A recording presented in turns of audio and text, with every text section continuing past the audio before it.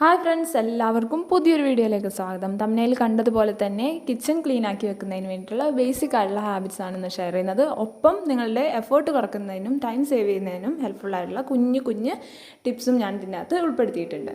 അപ്പോൾ നമുക്ക് വീഡിയോയിലേക്ക് കടക്കാം. ആദ്യം നമ്മൾ ശ്രദ്ധിക്കേണ്ടത് നമ്മുടെ കൗണ്ടർ ടോപ്പിൽ ഒരുപാട് സാധനങ്ങൾ വാരി വലിച്ച് വെക്കാതിരിക്കുക. നമ്മളെപ്പോഴും യൂസ് ചെയ്യുന്ന അത്യാവശ്യമുള്ള സാധനങ്ങൾ മാത്രം വെക്കുക. അതായത് നമ്മുടെ വർക്കിന് ബുദ്ധിമുട്ടാക്കുന്ന രീതിയിൽ എല്ലാ സാധനവും എടുത്തിട്ട് നമ്മൾ കബോർഡിൻ്റെ ക്യാബിനറ്റിൻ്റെ ഉള്ളിലേക്ക് വെക്കുന്നതിനേക്കാൾ ബെറ്റർ എന്നും യൂസ് ചെയ്യുന്ന സാധനങ്ങൾ പുറത്ത് വെച്ചിട്ട് ബാക്കി കഴിയുന്നതും എത്രത്തോളം എംപ്റ്റി ആക്കി കൗണ്ടർ ടോപ്പ് വെക്കാവോ അത്രത്തോളം എംപ്റ്റി ആക്കി വെക്കാനായിട്ട് ശ്രദ്ധിക്കുക. പിന്നെ ഓരോ തവണ നമ്മൾ ഫുഡ് പ്രിപ്പയർ ചെയ്ത് കഴിയുമ്പോൾ, അത് ബ്രേക്ക്ഫാസ്റ്റ് ആവട്ടെ ലഞ്ചാവട്ടെ പ്രിപ്പയർ ചെയ്ത് കഴിയുമ്പോഴും കൗണ്ടർ ടോപ്പ് ക്ലീൻ ആക്കുന്നത് ഒരു ശീലമാക്കി എടുക്കണം. അതിന് ഉള്ള എഫേർട്ട് കുറക്കുന്നതിന് വേണ്ടിയിട്ട് ഹെൽപ്ഫുൾ ആയിട്ടുള്ള കുറച്ച് ടിപ്സാണ് ഇനി പറയാൻ പോകുന്നത്. നമ്മുടെ കൗണ്ടർ ടോപ്പ് എപ്പോഴും വൃത്തികേടാക്കുന്ന ചില കാര്യങ്ങളുണ്ട്. അതായത് നമ്മൾ പത്തിരി ചപ്പാത്തിയൊക്കെ പരത്തുന്ന സമയത്ത് അതിൻ്റെ പൊടിയൊക്കെ അവിടെ വീടാറുണ്ട്. അപ്പോൾ അതിൻ്റെ അടിയിൽ മറ്റേ പരത്തുന്ന സാധനത്തിൻ്റെ അടിയിൽ ഒരു ന്യൂസ് പേപ്പർ വിരിച്ചിടുകയാണെന്നുണ്ടെങ്കിൽ ആ പൊടിയൊക്കെ അതിൻ്റെ അകത്ത് വീണോളും. അപ്പോൾ അത് നമുക്കെടുത്ത് വേസ്റ്റ് കളയാം. അതുപോലെ തന്നെ പച്ചക്കറി അരിയുന്ന സമയത്ത് ഒരു പാത്രമോ കൊട്ടയോ ന്യൂസ് പേപ്പർ എന്തെങ്കിലും വെക്കുകയാണെങ്കിൽ അതിൻ്റെ തൊലി കാര്യങ്ങൾ കുരുവൊക്കെ നമുക്ക് അതിൻ്റെ അകത്ത് ഇട്ടിട്ട് വേസ്റ്റ് ബാസ്ക്കറ്റിലേക്ക് ഡയറക്റ്റായിട്ട് ഇടാം. അപ്പോൾ ആ കൗണ്ടർ ടോപ്പ് വൃത്തികേടാകുന്നത് കുറച്ച് കുറക്കാനായിട്ട് പറ്റും. പിന്നെ കുക്ക് ചെയ്യുന്ന സമയത്ത് മസാല ടിന്നുകൾ, ഗ്രോസറി പാക്കറ്റുകൾ, സാധനങ്ങളൊക്കെ നമ്മളെടുത്ത് കൗണ്ടർ ടോപ്പിൽ വെക്കും. അതിൻ്റെ യൂസ് കഴിയുമ്പോൾ അതെടുത്ത് തിരിച്ച് അതിൻ്റെ പ്രോപ്പർ ആയിട്ടുള്ള പ്ലേസിൽ വെക്കുക. ജസ്റ്റ് ഒന്ന് വൈപ്പ് ചെയ്തിട്ട് വെക്കുകയാണെങ്കിൽ ആ മസാല ടിന്നുകളും എപ്പോഴും വൃത്തിയായിട്ട് ഇരുന്നോളും. പിന്നെ നമ്മുടെ വെളിച്ചെണ്ണ കുപ്പിയുടെയും അല്ലെങ്കിൽ ഓയിലിൻ്റെ ഒക്കെ താഴത്ത് എപ്പോഴും ഇങ്ങനെ ലീക്കായിട്ട് കിടക്കും. അപ്പോൾ നമ്മൾ കൗണ്ടർ ടോപ്പ് തുടക്കുന്ന സമയത്ത് അതിൻ്റെ ഇതൊക്കെ സ്പ്രെഡായിട്ട് പിന്നെ ക്ലീനിങ് ഇച്ചിരി ബുദ്ധിമുട്ടാകും. അപ്പോൾ അതൊഴിവാക്കുന്നതിന് വേണ്ടിയിട്ട് ഒരു ട്രേ വെക്കുകയാണെന്നുണ്ടെങ്കിൽ ആ ഓയിലൊക്കെ ഇതിനകത്ത് വന്ന് വീണ് കിടന്നോളും. അപ്പോൾ കൗണ്ടറിലേക്ക് ആവിയില്ല, നമുക്ക് ക്ലീൻ ചെയ്യുന്ന സമയത്തുള്ള ബുദ്ധിമുട്ട് കുറക്കാം. പിന്നെ എപ്പോഴും നമ്മൾ ചായയൊക്കെ പകർത്തുന്ന സമയത്തോ എന്തെങ്കിലും എടുക്കുന്ന സമയത്തൊക്കെ എന്തെങ്കിലും വീണിട്ടുണ്ടെങ്കിൽ അപ്പോൾ തന്നെ അത് അങ്ങോട്ട് തുടച്ചിടുകയാണെങ്കിൽ കൗണ്ടർ ടോപ്പ് എപ്പോഴും ഇങ്ങനെ വൃത്തിയായിട്ട് കിടന്നോളും. പിന്നെ ഒരു കാര്യം, നമ്മൾ കുക്ക് ചെയ്യുന്ന സമയത്ത് കയ്യിൽ കറിയാകും, വെളിച്ചെണ്ണ ആവും. അതൊക്കെ നമ്മൾ കൗണ്ടർ ടോപ്പിലെ സ്റ്റൗവിൻ്റെ സൈഡിലൊക്കെ വെക്കുമ്പോൾ അതൊക്കെ അവിടെ ആവാൻ ചാൻസ് ഉണ്ട്. അപ്പോൾ അതൊഴിവാക്കുന്നതിന് വേണ്ടിയിട്ട് സ്റ്റൗവിൻ്റെ സൈഡിൽ ഒരു പ്ലേറ്റ് വെക്കുന്നത് നല്ലതാണ്, ആ കയ്യിൽ വെക്കുന്നതിന് വേണ്ടിയിട്ട്.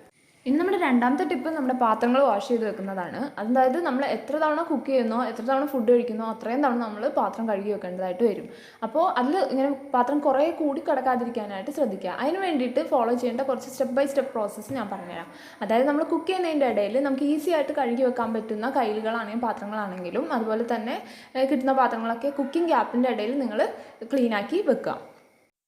അത് കഴിഞ്ഞ് നമ്മൾ ഭക്ഷണമൊക്കെ ഉണ്ടാക്കി അതൊക്കെ നമ്മൾ സർവിങ് ഡിഷിലേക്ക് മാറ്റിയതിന് ശേഷം ഭക്ഷണം ഉണ്ടാക്കിയ പാത്രങ്ങളും അല്ലാത്ത പാത്രങ്ങളും ഒക്കെ കൗണ്ടർ ടോപ്പ് ക്ലീൻ ചെയ്യുന്നതിൻ്റെ ഒപ്പം നമ്മുടെ സിങ്കിൽ നിറയും. അപ്പോൾ അതും വാഷ് ചെയ്തതിന് ശേഷം പിന്നെ നമ്മൾ ഭക്ഷണം കഴിക്കുന്ന പാത്രങ്ങൾ മാത്രമേ ഉണ്ടാവുള്ളൂ കഴുകാനായിട്ട്. അപ്പോൾ ഇങ്ങനെ ചെയ്യുകയാണെന്നുണ്ടെങ്കിൽ ആ പാത്രം ഒന്നിച്ച് കൂടി കിടക്കുന്ന ആ ഒരു ബുദ്ധിമുട്ട് മാറ്റാനായിട്ട് പറ്റും. പിന്നെ ഒരു കാര്യം ശ്രദ്ധിക്കേണ്ടത്, പിറ്റേ ദിവസം സെർവൻറ്റിനെ വെയിറ്റ് ചെയ്യുന്നു അല്ലെങ്കിൽ നമുക്ക് പെട്ടെന്ന് ക്ലീനാക്കാൻ മടിയാവുന്നൊക്കെ ഒരു സിറ്റുവേഷൻ വരികയാണെന്നുണ്ടെങ്കിൽ അതിൽ വേസ്റ്റൊക്കെ കളഞ്ഞ് ജസ്റ്റ് ഒന്ന് കഴുകി മാറ്റി വെക്കുക. അല്ലെങ്കിൽ നമുക്ക് ആ വേസ്റ്റ് ഇതൊക്കെ കൂടി കാണുമ്പോൾ തന്നെ കഴുകാൻ തോന്നില്ല. പിന്നെ അതിൻ്റെ മേലെ വേറെ പാത്രങ്ങൾ വന്ന് കൂടി ആകെ വൃത്തികേടാനുള്ള ചാൻസ് കൂടുതലാണ്. ഇനി അടുത്തതായി നമ്മുടെ കിച്ചൻ്റെ സിങ്ക് ഏരിയയിൽ ശ്രദ്ധിക്കേണ്ട ചില കാര്യങ്ങളാണ്. അതായത് കിച്ചൺ സിങ്കിൻ്റെ അടുത്ത് എപ്പോഴും ഒരു കുഞ്ഞ് വേസ്റ്റ് പിന്നോ അതല്ലെങ്കിൽ ഇപ്പോൾ ഞാനൊരു പഴയ ഐസ്ക്രീം ടിന്നാണ് എടുത്തിരിക്കുന്നത്, ഒരു മൂടിയുള്ള ഐസ്ക്രീം ടിന്ന് എടുത്ത് വെക്കുക. അതിൽ നമുക്ക് വേസ്റ്റ് കളക്ട് ചെയ്ത് വെക്കാനായിട്ട് പറ്റും. മൂടി വെച്ചില്ല എന്നുണ്ടെങ്കിൽ അതിൽ ഈച്ചയൊക്കെ വന്നിട്ട് അത് ബുദ്ധിമുട്ടാകും. അതുപോലെ തന്നെ ഒരു പാത്രം വെക്കുക, ഒരു കണ്ടെയ്നർ, എന്തെങ്കിലും മറ്റെന്താ പറയുക സ്റ്റീലിൻ്റെ കണ്ടെയ്നർ കിട്ടും, കൊട്ട കിട്ടും, ബാസ്ക്കറ്റ് കിട്ടും. അതുപോലെ തന്നെ നമുക്ക് വേണമെങ്കിൽ മൈക്രോ ഫൈബറിൻ്റെ വലിയ ക്ലോത്ത് കിട്ടും. അപ്പോൾ അതൊക്കെ നമുക്ക് പാത്രം കഴുകിയിട്ട് വെള്ളം വലിച്ചെടുക്കുന്നതിന് വേണ്ടിയിട്ട് കിച്ചൺ സിങ്കിൻ്റെ സൈഡിൽ വെക്കാം. പിന്നെ അതുപോലെ തന്നെ നമ്മൾ പാത്രം കഴുകി കഴിയുമ്പോഴും കൗണ്ടർ ടോപ്പൊക്കെ ക്ലീൻ ചെയ്ത് കഴിയുമ്പോഴും സിങ്ക് ക്ലീനാക്കി ഒന്ന് വൈപ്പ് ചെയ്ത് ഇടാനായിട്ട് ശ്രദ്ധിക്കുക. പിന്നെ ഒരു കാര്യമുള്ളത്, നമ്മൾ നോൺ വെജ് ആയിട്ടുള്ള ചിക്കനും അതുപോലെ തന്നെ ഫിഷ് ആണെങ്കിലും സ്പെഷ്യലി ചാള പോലുള്ള മീനൊക്കെ കഴുകി കഴിയുമ്പോൾ ഒരു സ്മെല്ല് എപ്പോഴും നിൽക്കും. അപ്പോൾ സിങ്ക് ഏരിയയിൽ ആ സ്മെല്ല് പോകുന്നതിന് വേണ്ടിയിട്ട് ഞാനൊരു മിക്സാണ് യൂസ് ചെയ്യാറുള്ളത്. നിങ്ങൾക്കൊക്കെ അറിയാവുന്നതായിരിക്കും, യൂട്യൂബിലൊക്കെ കണ്ട് തന്നെയാണ് ഞാൻ പഠിച്ചിട്ടുള്ളത്. കുറച്ച് ബേക്കിംഗ് പൗഡറും പിന്നെ ഡിഷ് ലിക്വിഡും കൂടി മിക്സ് ചെയ്തിട്ട് അതിട്ടിട്ടാണ് ഞാൻ വാഷ് ചെയ്യാറുള്ളത്. അപ്പോൾ ആ സ്മെല്ല് പോകും. ബേക്കിംഗ് സോഡ നമ്മുടെ ആ സ്മെല്ലൊക്കെ വലിച്ചെടുക്കുന്നതിന് ഏറ്റവും ബെസ്റ്റ് ആയിട്ടുള്ള ഒന്നാണ്. പിന്നെ ഞാനെന്നും കിടക്കാൻ പോകുന്നതിന് മുന്നേ ചെയ്യുന്ന കാര്യങ്ങളാണ്. അതായത് നമ്മുടെ കണ്ടെയ്നർ ഉണ്ടല്ലോ, പാത്രം കിട്ടുന്ന കണ്ടെയ്നർ ഓരോ തവണ നമ്മൾ പാത്രമൊക്കെ മാറ്റിയതിന് ശേഷം അതിൽ വെള്ളമൊക്കെ കളഞ്ഞ് ജസ്റ്റ് വെക്കുകയുള്ളൂ. രാത്രി ആകുമ്പോൾ അതിൽ സ്പഞ്ച് വെച്ചിട്ട് നന്നായിട്ട് തേച്ച് കഴുകി വെക്കും. പിന്നെ ഡിഷ് ലിക്വിഡ് ഉണ്ടെങ്കിൽ അത് നിറച്ച് എടുത്തു വെക്കും പിറ്റേ ദിവസത്തേക്ക് വേണ്ടിയിട്ട്. പിന്നെ കിച്ചൺ ടവൽ നന്നായിട്ട് വാഷ് ചെയ്യും. മിനിമം ഒരു തവണയെങ്കിലും കിച്ചൺ ടവൽ മാറിയിരിക്കണം. കാരണം അതിൻ്റെ നനവും കാര്യങ്ങളൊക്കെ ഒരു സ്മെല്ല് വരുത്താൻ ചാൻസ് ഉണ്ട്. അപ്പോൾ കിച്ചൺ ടവൽ നന്നായിട്ട് വാഷ് ചെയ്തതിന് ശേഷം അത് വിരിച്ചിടും. പിന്നെ ചെയ്യുന്നത് നമ്മുടെ സ്ക്രബറും സ്പഞ്ചും ഒക്കെ ചൂട് നല്ല തിളച്ച വെള്ളത്തിൻ്റെ അകത്ത് കുറച്ച് നേരം ഇട്ട് വയ്ക്കും. പിന്നെ വേസ്റ്റ് ഉണ്ടെങ്കിൽ വേസ്റ്റ് ഓരോ തവണ ടിന്ന് നിറയുന്നതിനനുസരിച്ചിട്ട് വലിയൊരു വേസ്റ്റ് ബിന്നുണ്ട്, അതിനകത്തേക്ക് മാറ്റലാണ് പതിവ്. പിന്നെ ബാക്കി വരുന്ന ആ ചൂടുവെള്ളം ഞാൻ സിങ്കിൻ്റെ ആ ഹോളിൽ കൂടെ ഒഴിച്ചു കളയും. ഇപ്പോൾ മുന്നേ പറഞ്ഞ ടിപ്സൊക്കെ ഫോളോ ചെയ്ത് സിങ്കൊക്കെ എപ്പോഴും വൃത്തിയാക്കി ഇടുകയാണെങ്കിൽ പാത്രം കഴുകാനുള്ള മടി നമുക്ക് തീരെ ഉണ്ടാവില്ല. പിന്നെ ഒരു കാര്യം ശ്രദ്ധിക്കേണ്ടത്, നമ്മുടെ ഡിഷ് ഹോൾഡറിൻ്റെ അകത്തുള്ള പാത്രങ്ങൾ എപ്പോഴും അതിൻ്റെ അത് വെള്ളമൊന്നും പോയി തീർന്ന് ഇരിക്കണം എന്നില്ല. ചിലപ്പോൾ കുറച്ച് വെള്ളമൊക്കെ ഉണ്ടാവും. അപ്പോൾ എന്ത് ചെയ്യണമെന്ന് വെച്ചാൽ ഒരു ടവൽ എടുത്തിട്ട് അത് നന്നായി തുടച്ചിട്ട് അതിൻ്റെ പ്രോപ്പറായിട്ടുള്ള പ്ലേസിലേക്ക് അതിനെ അറേഞ്ച് ചെയ്ത് തിരിച്ചു വെക്കാം. ക്യാബിനറ്റിൻ്റെ ഉള്ളിൽ നനവുള്ളതും ഈർപ്പമുള്ളതും ആയിട്ടുള്ള പാത്രങ്ങളൊന്നും വെക്കാതിരിക്കുക, കാരണം പാറ്റയൊക്കെ വരാനുള്ള ചാൻസ് കൂടുതലാണ്. അപ്പോൾ നമുക്ക് അടുത്ത ടിപ്പിലേക്ക് കടക്കാം. അതിന് മുമ്പ് ഒരു കാര്യം ഓർമ്മിപ്പിക്കാനുള്ളത്, ആരെങ്കിലും ചാനൽ സബ്സ്ക്രൈബ് ചെയ്തിട്ടില്ലെങ്കിൽ പ്ലീസ് സബ്സ്ക്രൈബ് ചെയ്യണം കേട്ടോ. അപ്പോൾ നമുക്ക് അഞ്ചാമത്തെ ടിപ്പിലേക്ക് കടക്കാം. അത് മിക്സിയും സ്റ്റൗവും ക്ലീൻ ചെയ്യുന്നത് റിലേറ്റ് ചെയ്തിട്ടാണ്. മിക്സി ക്ലീൻ ചെയ്യുന്നത് നമ്മൾ ഓരോ തവണ യൂസ് ചെയ്ത് കഴിയുമ്പോൾ അത് ജസ്റ്റ് ഒന്ന് വൈപ്പ് ചെയ്തിടുക. അതുപോലെ അതിൻ്റെ ഇടയിലൊക്കെ എന്തെങ്കിലും ഉണ്ടെന്നുണ്ടെങ്കിൽ ഒരു ടൂത്ത് ബ്രഷ് വെച്ചിട്ട് ക്ലീൻ ചെയ്യുക. പിന്നെ ഡീപ്പ് ക്ലീൻ ചെയ്യുന്ന നേരത്ത് വലിയ പണിയൊന്നും ഉണ്ടാവില്ല. പിന്നെ അതിൻ്റെ ജാറ് ക്ലീൻ ആക്കാനായിട്ട് ഡിഷ് ലിക്വിഡും വെള്ളവും പിന്നെ കുറച്ച് ബേക്കിംഗ് സോഡയും അല്ലെങ്കിൽ കുറച്ച് ഉപ്പും കൂടി ഇട്ടിട്ട് ക്ലീൻ ആക്കുകയാണെന്നുണ്ടെങ്കിൽ നന്നായി വൃത്തിയായി കിട്ടുകയും ചെയ്യും ജാറിൻ്റെ ഉള്ളിൽ. ഒപ്പം അതിൻ്റെ ബ്ലേഡൊക്കെ നല്ല മൂർച്ച കിട്ടുകയും ചെയ്യും. ഇനി നമ്മുടെ സ്റ്റൗവിൻ്റെ കേസ് ആണെങ്കിൽ നമ്മൾ ഫുഡൊക്കെ പ്രിപ്പയർ ചെയ്ത് കഴിയുമ്പോൾ എന്തായാലും അവിടെ ഇവിടെ എന്തെങ്കിലുമൊക്കെ ഓയിലോ അല്ലെങ്കിൽ എന്തെങ്കിലുമൊക്കെ വീണെടുപ്പുണ്ടാകും. അപ്പോൾ ഫുഡൊക്കെ പ്രിപ്പയർ ചെയ്ത് കഴിയുമ്പോൾ അതൊന്ന് വൈപ്പ് ചെയ്തെടുക്കുക. രാത്രിയാണെന്നുണ്ടെങ്കിൽ കിടക്കുന്നതിന് മുമ്പ് അതിൻ്റെ ഇടയിലൊക്കെ എന്തെങ്കിലും ഉണ്ടെങ്കിൽ ബേക്കിംഗ് സോഡ ഇട്ടിട്ട് കുറച്ച് വിനാഗിരിയൊക്കെ ഇട്ടിട്ട് ഒന്ന് തേച്ച് ഉരച്ച് കഴുകി എടുക്കുകയാണെന്നുണ്ടെങ്കിൽ സ്റ്റൗ എപ്പോഴും ക്ലീനായി കിടക്കും. പിന്നെ അടിയിൽ എന്തെങ്കിലും വീണിട്ടുണ്ടെങ്കിൽ അതും ക്ലീൻ ആക്കാനായിട്ട് മറക്കരുത് കേട്ടോ. അപ്പോൾ സ്റ്റൗവിൻ്റെ കേസിലും മിക്സിയുടെ കേസിലും പിന്നെ ഡീപ്പ് ക്ലീനിങ്ങിൻ്റെ ടൈമിൽ നമുക്ക് അധികം പണി ഉണ്ടാവുകയില്ല. ഇനി അടുത്തത് കിച്ചണിൻ്റെ അകത്തുള്ള ജനാലകളും അതുപോലെ തന്നെ വാൾ ടൈലുകളും ഒക്കെ ക്ലീൻ ചെയ്യുന്ന കാര്യമാണ്. ഡെയിലി ക്ലീൻ ചെയ്യാൻ പറ്റിയില്ലെങ്കിലും 1-2 ദിവസം ഇടവിട്ടാണെങ്കിലും ചെയ്യാം. അപ്പോൾ ഒരു ഡെയിലി ക്ലീനിങ് ട്രാക്കർ ഉണ്ടെങ്കിൽ അല്ലെങ്കിൽ ക്ലീനിങ് ഷെഡ്യൂൾ ഉണ്ടെന്നുണ്ടെങ്കിൽ അതിൻ്റെ അത് നമുക്ക് അടയാളപ്പെടുത്തി വെക്കാം എന്നാണ് ക്ലീൻ ചെയ്തതെന്നുള്ളത്. ഇപ്പോൾ നമ്മൾ കടുക് പൊട്ടിക്കുന്ന സമയത്ത് ഓയിലൊക്കെ തെറിക്കും, വാളിലാണെങ്കിലും ജനലിലാണെങ്കിലും.